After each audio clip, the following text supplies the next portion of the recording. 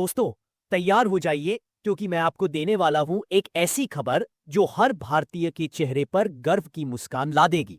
Donald Trump, वही Trump जो अब तक भारत पर सीधा और अप्रत्यक्ष दोनों तरह से निशाना साध रहे थे, पाकिस्तान की बधाई करके भारत पर दबाव बनाने की कोशिश कर रहे थे, आखिरकार भारत के सामने झुक गए हैं। भारत ने बिना गुस्से के सिर्फ अपने धैर्य और दृढ़ संकल्प से ट्रंप का पूरा घमंड मिट्टी में मिला दिया है। आज पूरी दुनिया भारत की इस जीत की सराहना कर रही है। दिलचस्प बात यह है कि सिर्फ हमारे दोस्त देश ही नहीं, बल्कि जो कभी भारत के खिलाफ बोलते थे, जैसे तुर्की, अजरबैजान और यहां तक कि पाकिस्तान, वहां भी भारत की तारीफ हो रही है। जब पूरी दुनिया ट्रंप की खुशामद में लगी थी, उनके हर फैसले पर तालियां बजा रही थी ताकि कोई फायदा मिल जाए, तब भारत अकेला ऐसा देश था जो चट्टान की तरह अडिग खड़ा रहा। भारत ने साफ कहा, हम अपनी इज्जत पर समझौता नहीं करेंगे, चाहे 50% टैरिफ लगाओ या 100%, फर्क नहीं पड़ता, हमारी शर्तों पर ही डील होगी। और अब देखिए नतीजा। आज वही डोनाल्ड ट्रंप भारत की शर्तों पर भारत के साथ एक ऐतिहासिक ट्रेड डील करने जा रहे हैं। इस वीडियो में मैं आपको बताऊंगा कौन सी शर्तें भारत ने मानी नहीं बल्कि मनवाई है, और इस डील से भारत को कितना बड़ा फायदा मिलने वाला है।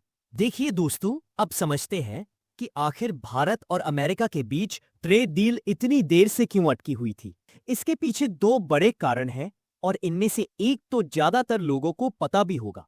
सबसे पहला कारण है जीएम फसलें, यानी जेनेटिकली मॉडिफाइड क्रॉप्स। अमेरिका चाहता था कि वो अपनी ऐसी फसलें भारत में बेच सके, खासकर मक्का और सोयाबीन, लेकिन भारत ने साफ मना कर दिया क्योंकि ये फसलें जेनेटिकली बदली हुई हैं। अब आप सोच रहे होंगे इसका मतलब क्या है, तो आसान भाषा में समझिए। आम फसलों में अक्सर कीड़े मकोड़े लग जाते हैं और खेत में खरपतवार यानी अनचाहे पौधे उगाते हैं जो असली फसल की बढ़त को रोक देते हैं। नतीजा ये होता है कि या तो फसल ठीक से उगती नहीं या फिर उसका उत्पादन कम हो जाता है। इसी समस्या को हल करने के लिए अमेरिका में ऐसे बीज बनाए जाते हैं जिनके डीएनए में बदलाव किया जाता है, यानी फसल को इस तरह बदला जाता है कि कीट पतंगे उस पर असर ही न कर पाए, और अगर आते भी है तो नुकसान नहीं पहुंचा सकते। इससे फायदा ये होता है कि थोड़ी सी जमीन में भी ज्यादा पैदावार हो जाती है, फसल जल्दी और बेहतर उगती है। लेकिन इसका दूसरा पहलू भी है, और यही कारण है कि भारत इन फसलों को अपनाने से हिचकिचाता है, क्योंकि इनके कई छिपे हुए नुकसान भी है। अब बात करते हैं उन नुकसानों की जिनकी वजह से भारत इन जेनेटिकली मॉडिफाइड फसलों को अपनाने से बचता रहा है। देखिए, जो ये जीएम फसलें होती है ना, उनके बीज आपको किसी कंपनी से ही खरीदने पड़ते हैं, क्योंकि उस बीज का पेटेंट उसी कंपनी के पास होता है जिसने उसे बनाया है। और यही सबसे बड़ा विवाद है। भारत इसका विरोध इसलिए करता है क्योंकि इससे दो बड़े नुकसान होते हैं। पहला, अब तक इस बात की कोई पक्की रिसर्च नहीं है कि जब आप ऐसी फसलें खाते हैं जिनके डीएनए से छेड़छाड़ की गई है, तो उनका मानव शरीर पर क्या असर पड़ता है। कुछ स्टडीज कहती हैं कि यह खतरनाक है, जबकि कुछ कहती है कि कोई नुकसान नहीं। लेकिन सच्चाई यह है कि अभी तक इसका कोई ठोस सबूत नहीं मिला। यही कारण है कि भारत में आज तक सिर्फ एक जीएम फसल की अनुमति है, कपास, कॉटन, क्योंकि लोग उसे खाते नहीं, पहनते हैं, इसीलिए स्वास्थ्य पर उसका असर नहीं पड़ता। लेकिन इसके अलावा कोई और जीएम फसल भारत में अब तक मंजूर नहीं की गई है। अब दूसरा और सबसे बड़ा नुकसान किसानों से जुड़ा हुआ है। मान लीजिए किसान ने कंपनी से बीज खरीदा और इस बार पैदावार जबरदस्त हुई, खूब कमाई हुई, सब कुछ अच्छा लगा। लेकिन असली समस्या यहीं से शुरू होती है, और आगे यही किसानों के लिए बड़ी मुश्किल बन सकती है। अब असली समस्या यहीं से शुरू होती है। जब फसल तैयार हो जाती है, तो जो आपने उगाई है उसकी फसल के बीज आप दोबारा इस्तेमाल नहीं कर सकते।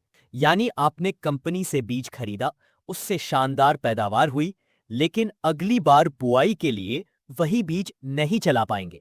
फिर से आपको उसी कंपनी के पास जाकर नया बीज खरीदना पड़ेगा। यही वह चाल है जिससे किसान धीरे धीरे कर्ज के जाल में फंस जाते हैं। एक दो बार तो फायदा नजर आता है, लेकिन बाद में यह सिस्टम उन्हें ऐसा बांध लेता है कि बाहर निकलना मुश्किल हो जाता है। अगर आप सोच रहे हैं कि यह सिर्फ बातों की बात है, तो ऐसा नहीं है। अमेरिका के किसान खुद बता रहे हैं कि कैसे ये कंपनियां उनके ऊपर बोझ बन गई है। और अगर कोई यह सोचता है कि हम भारत वाले तो चतुर हैं, कंपनी को क्या पता चलेगा, हम तो अपनी फसल से बीज निकालकर दोबारा बो देंगे, तो जरा ठहरिए। अमेरिका, जो भारत से भी बड़ा देश है और जहां खेत हजारों एकड़ के हैं, वहां भी किसान ऐसा नहीं कर पाए, क्योंकि उन कंपनियों ने वहां अपने लोग यानी जासूस रखे हुए हैं, जो खेतों में जाकर अचानक जांच करते हैं, देखते हैं कि कहीं किसी ने बिना अनुमति बीज तो नहीं बोया। यानी एक बार ये कंपनियां बाजार में घुस गई तो पूरा नियंत्रण उनके हाथ में आ जाएगा और फिर किसानों के पास कोई रास्ता नहीं बचेगा। अगर कंपनियों को कहीं भी जरा सा भी सबूत मिल जाए कि किसी किसान ने उनके बीज का बिना अनुमति इस्तेमाल किया है, तो वे कोर्ट में ऐसा दावा ठोकती हैं कि बड़े बड़े किसानों के घर तक बिक जाते हैं। यही वजह है कि भारत ने शुरुआत से ही साफ कर दिया था, जीएम फसलें किसी भी कीमत पर हमारे देश में नहीं आएंगी। भारत ने स्पष्ट कहा था कि चाहे अमेरिका से टकराव क्यों न बढ़ जाए, हम अपने किसानों और लोगों के स्वास्थ्य से समझौता नहीं करेंगे। और अब वही हुआ है। इस मुद्दे पर भारत ने बड़ी जीत हासिल कर ली है।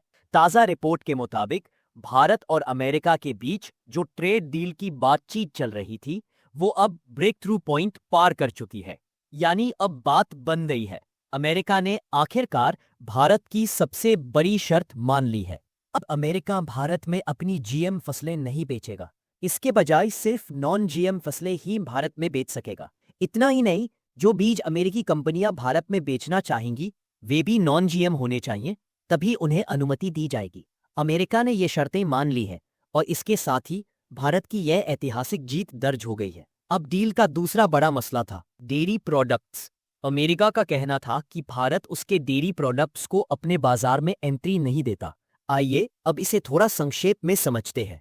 अमेरिका चाहता था कि वह भारत में अपने डेयरी प्रोडक्ट्स जैसे दूध, दही, योगर्ट, घी, मक्खन और चीज खुले तौर पर बेच सके, लेकिन भारत ने साफ मना कर दिया। भारत ने कहा, यह हमारे देश की ग्रामीण अर्थव्यवस्था की रीढ़ है। हमारे गांवों और कस्बों में लाखों परिवार दूध, घी और मक्खन बेचकर अपना जीवन चलाते हैं।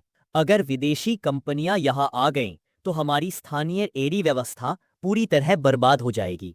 इसलिए भारत ने साफ कहा, हम अपनी डेयरी इकोनॉमी को किसी भी कीमत पर खतरे में नहीं डालेंगे। अब बड़ी खबर यह है कि अमेरिका ने यह शर्त भी मान ली है। रिपोर्ट्स के मुताबिक अमेरिका डेयरी प्रोडक्ट्स को लेकर भारत को पूरी ढील देने के लिए तैयार हो गया है। इसके साथ ही भारत अमेरिका की जो ट्रेड डील की बातचीत चल रही थी, वह अब अंतिम चरण में पहुंच चुकी है।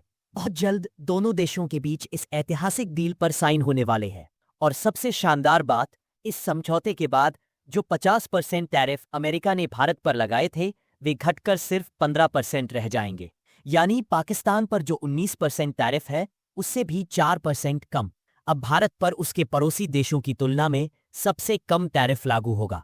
और यकीन मानिए दोस्तों, यह छोटी बात नहीं है, क्योंकि ट्रेड के मैदान में डोनाल्ड ट्रंप को झुकाना यह पहली बार हुआ है, और वो भी भारत के सामने।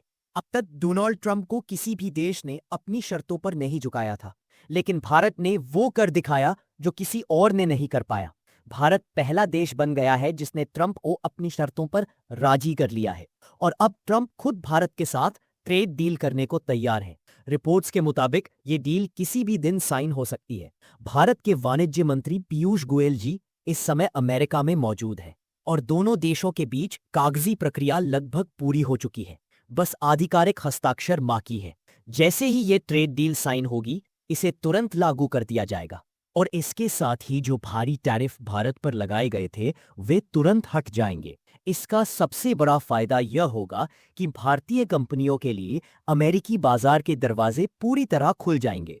अब भारत के उद्यमी, उद्योग और कारोबार अमेरिका में पहले से कहीं ज्यादा मजबूती के साथ कदम रख पाएंगे। यानी साफ है, इस बार मैदान में जीत सिर्फ कागज पर नहीं, बल्कि भारत की नीतियों, धैर्य और आत्मसम्मान की है।